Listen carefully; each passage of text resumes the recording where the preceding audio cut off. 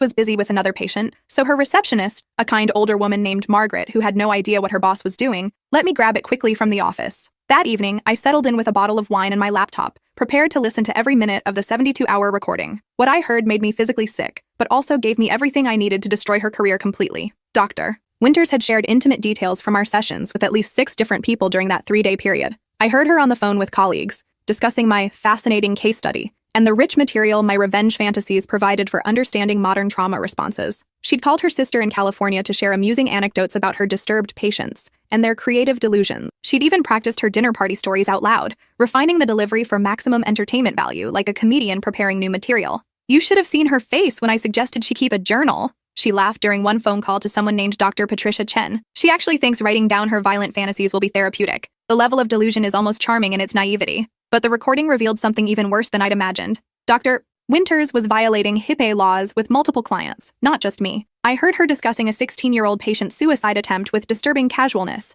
sharing details about an elderly man's dementia symptoms with someone who was clearly not a healthcare provider, and worst of all, laughing about a domestic violence survivor's hilarious attempts to appear strong and independent during sessions. The teen's case particularly horrified me. She described how the boy had tried to hang himself in his family's garage after being bullied at school for his sexuality, giving explicit details about the method he'd used and his parents' reaction when they found him. She shared his real name, his school, and enough identifying information that anyone listening could easily figure out who she was talking about. The parents are in complete denial about his orientation, she told her sister during a 40-minute phone call. They keep insisting it's just a phase, which is probably why he tried to kill himself in the first place. The whole family is a psychological goldmine. She wasn't just a bad therapist. She was a predator who fed off human misery and had built her entire social life around monetizing other people's pain and suffering. The recording device had also captured something I hadn't expected, a lengthy phone conversation where Dr.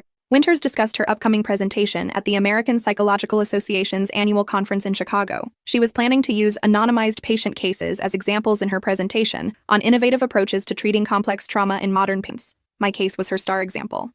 She'd already written most of the presentation, describing my panic attacks, childhood medical trauma, and recent concerning violent ideation in detail that would make me easily identifiable to anyone who knew me. She even planned to include quotes from our sessions, claiming they demonstrated classic trauma response patterns in contemporary therapeutic settings. I had her, but I wasn't done collecting evidence yet. Over the next 2 weeks, I became the perfect patient. I scheduled additional sessions twice a week, claiming my revenge fantasies were escalating and becoming more detailed and disturbing. I described elaborate plans involving identity theft, blackmail, professional sabotage, and systematic destruction of someone's personal and professional life. Dr. Winters ate it up like a starving person at a buffet, taking detailed notes and encouraging me to explore these feelings fully without judgment or censorship. She even suggested I keep a journal to track my progress in processing these violent thoughts, claiming it would help me understand the psychological mechanism